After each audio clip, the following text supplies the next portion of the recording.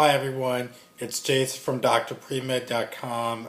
It's Martin Luther King Day, and hope everybody is celebrating that day in whatever way is possible.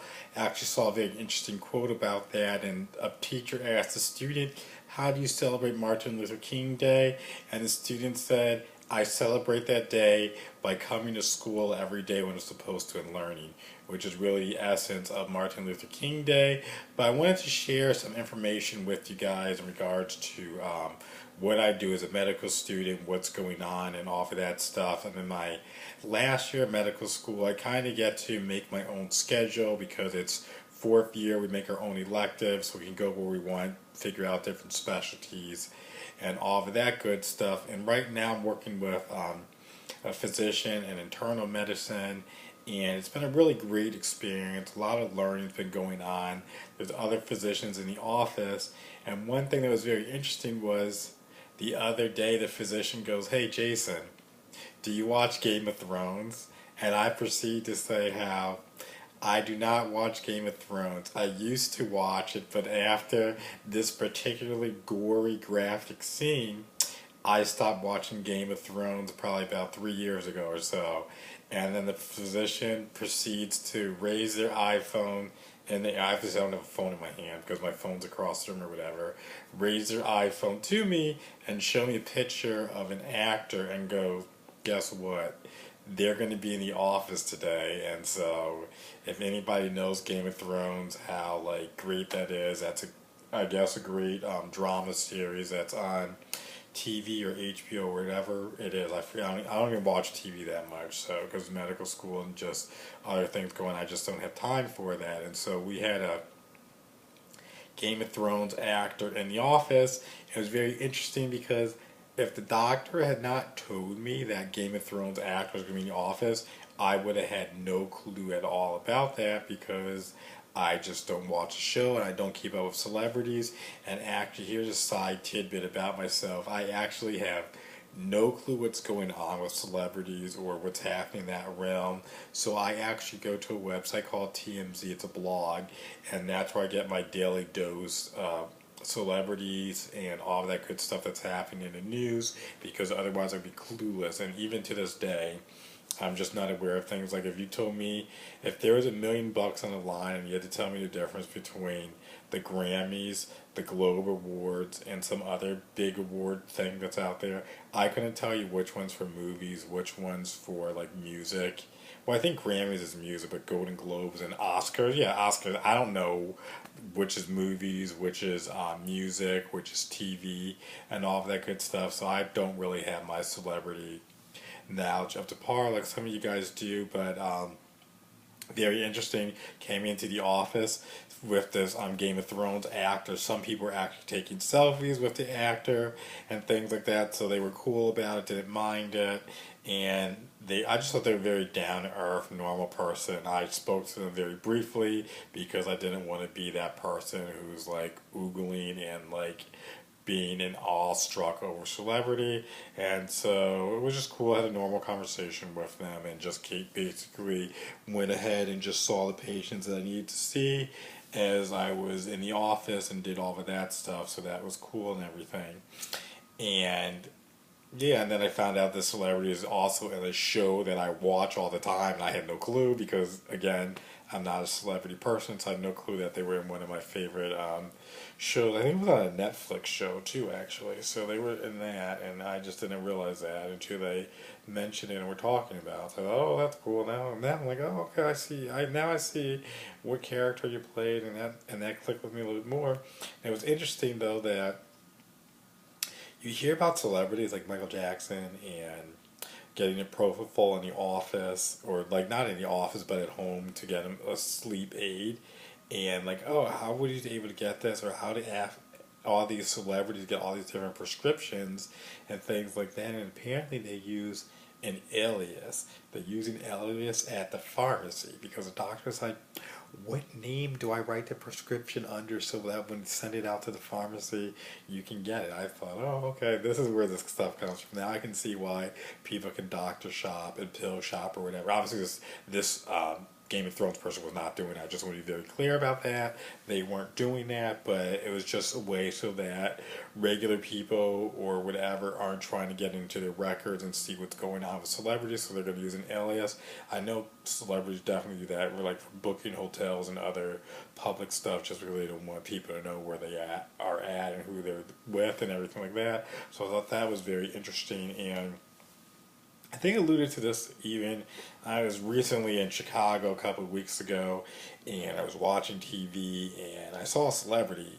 I don't know if you knew what a celebrity was because it was a former patient of mine. They're on TV. Like, are you kidding me? I did not know you were that famous. And the reason I knew they were celebrity actors because when I was treating a patient, the attending physician came and was like, "Oh, I know you from TV show and all this, da da da," and they're talking about that. And I had no clue. I'm just having a normal conversation like I do with all my patients, being totally clueless that they're celebrities that I'm treating, but I like to give everybody the same amount of attention and care, regardless of whether you're a celebrity, whether you're just a normal person, an average Joe, as they like to say. I don't believe in that saying too much, but yeah, just that. And so that's one of the perks about being in New York City, because you get a lot of celebrities. It's a huge metropolitan area and all of that.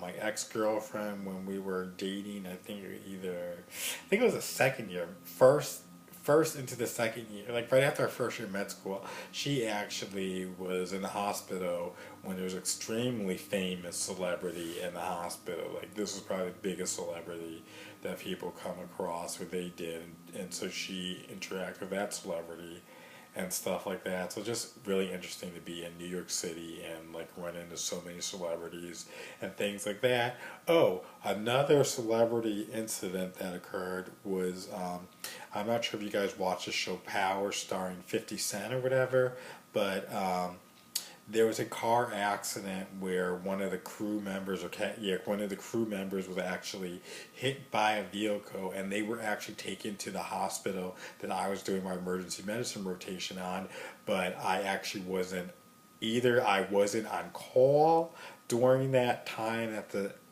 person came into the emergency department, or I was on the other side of the emergency department. I think I wasn't on call, or I was going to come in at some point, so I missed that occurrence. So that's a thing with Power. It's I forget which show it's on, what channel it's on, but that's with like 50 Cent, Curtis Jackson. And ironically, if you guys didn't know this about me, I absolutely love cars. Cars really get me excited. They get my adrenaline going. And I always joke to people, because it's New York City, you see so many cars and you see so many things as a young male in New York City. I go, some guys would break their necks trying to look and see a female. I would actually break my neck over a foreign luxury car, because that's how much I like cars. But the one day I decided, oh, you know what? I'm going to go to the Porsche dealership because I had time off between rotations or whatever. I just wanted to see what vehicles they had in New York City. So I go to the Porsche dealership, taking a look at the cars. I'm like, oh, let me go to the back, and that's where they have the Bentleys, my favorite car. And I'm like, oh, wow, this is very interesting. Whoever is here really must be doing well, because I'm like, they have the salespeople around them, they actually have the keys to the Bentley, and they're revving the engine. And I think to myself, oh, this is New York City. That's probably an athlete or a rapper. And me, I'm like, okay, let me walk, let me see. Because I'm thinking to myself, hey, what are the chances that I'm going to be able to get behind the wheel of this Bentley? That's what I was thinking. You know, like, they have the car open. They probably wouldn't mind. Let me just get behind the wheel real quick, is what I was thinking to myself. So I approach, get closer. Then I walk to the front of the vehicle, because I'm looking at another one, the Bentley truck that's parked next to the Bentley Continental GT Coupe. I turn around, and lo and behold, it's Curtis Jackson, a.k.a. 50 Cent. So like, hey, what up? He's like, he gives you like the smile, the nod, hey, and stuff like that. And then his manager was there. I'm like, oh, do you think I can get a picture with him? Do you think we might get a picture? And he's like, no, not right now. He's like looking at cars or whatever. So I'm like, I respect that, because we all know, like, probably doesn't want to have that out in the public domain where he's at, because what are most people going to do? Automatically put that on Facebook or social media, Instagram or whatever. So I was cool with it, let it go. And yes, I saw 50 Cent then that day. And I'm sure I ran into some other celebrities, but I'm totally clueless about that stuff. So just want to give you guys some knowledge of what's happening in medicine being New York City, you're always running into famous people just because that's just the nature of being in a huge city. And then I just do medicine as needed. And then even one time, like one of my former patients actually remembered me. I was at the post office, and I was doing something at the post office. This guy comes over. He's like, "Hey, you look familiar. You look familiar. You're one of the doctors at the hospital." I'm like, "Oh yeah." You don't remember? He's like, "You took care of my son. You sewed him up. You took care of him really well. Thank you." And all of them like, "Oh yeah, you're welcome, sir. Not a problem at all." So you just never know who you're gonna run into, whatever things like that. Yeah. I really enjoy medicine. I'm trying to figure out what exactly specialty I want to do. I'm between the fence between doing.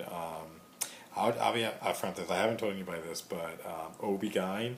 I actually just did what was it, a tutoring section for boards, and we were going over what was it, some breast masses, multinodular masses that a female was having that was coincided with her menstrual cycle. And so I'm like, oh man, I know this stuff.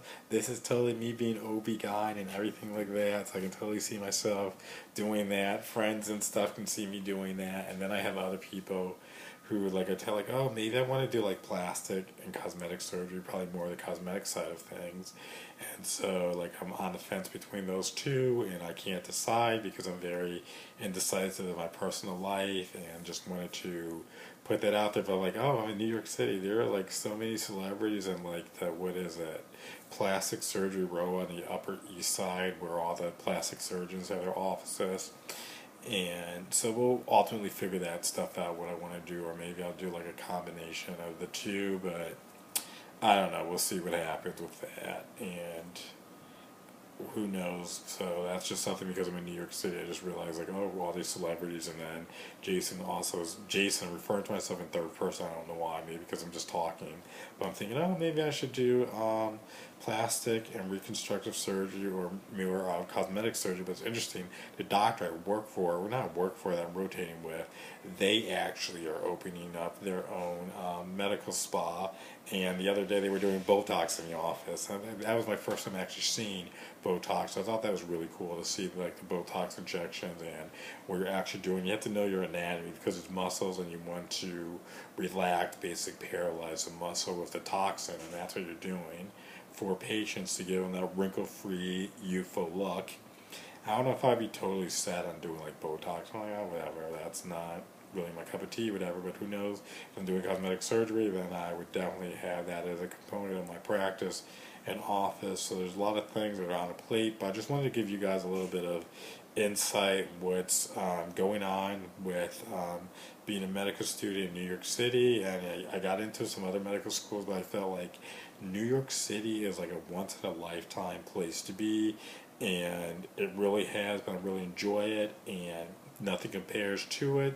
So I'm really happy to be here. And then if you look at my history, I went to undergrad at Northwestern University, so that was in Chicago, really Evanston, but like Chicago for all intents and purposes. And then I did grad school at Boston University, so I was in Boston, and now I'm in New York. So that's kind of crazy how I definitely like the big city life and everything like that, but we'll see what happens for residency, where I'm going to land at for that. Who knows? And just want to give you guys some insights. So that's what's going on. You guys probably learned a couple things about me that you have not learned or did not know before, because this is the first time I've even mentioned the thing about like the cosmetic surgery, and I have no clue what I'm going to do, what I'm going to decide. Will probably apply to both cosmetics, like the general surgery route, and then like a plastic or cosmetic surgery fellowship after that, or OB-GYN, and just roll the dice and see wherever I get in, and that's when it's meant to be, and go that route. So that's a little bit that's happening in my world. It's MLK Day, so I actually had a day off, which is surprising. Not everybody gets a day off, and I was actually surprised I got a day off, but people actually talked the doctor into not having patients today, so I got a day off. So that's cool, and I will be in the office bright and early, seeing patients tomorrow, really trying to do well and just do everything I need to do. And this is Jason with drpremed.com. I have that's all I have for you today, and hope you guys enjoy this video that's a little bit more personal insights, what's going on, share a little bit more instead of just being all academic all the time, because I know that probably gets boring and you guys want to know more stuff that's going on. So let me know what you guys think of this video, if I should do more stuff like this, or you want to just keep it more on the academic, like, oh, these are the steps you need to take to get into med school, this is what you need to do on your MCAT, this is what you need to do on your personal statement, or you guys want to see more like of everything that happens as a med student and what's happening in the world. Alright? This is Jason with drpremed.com. Take care.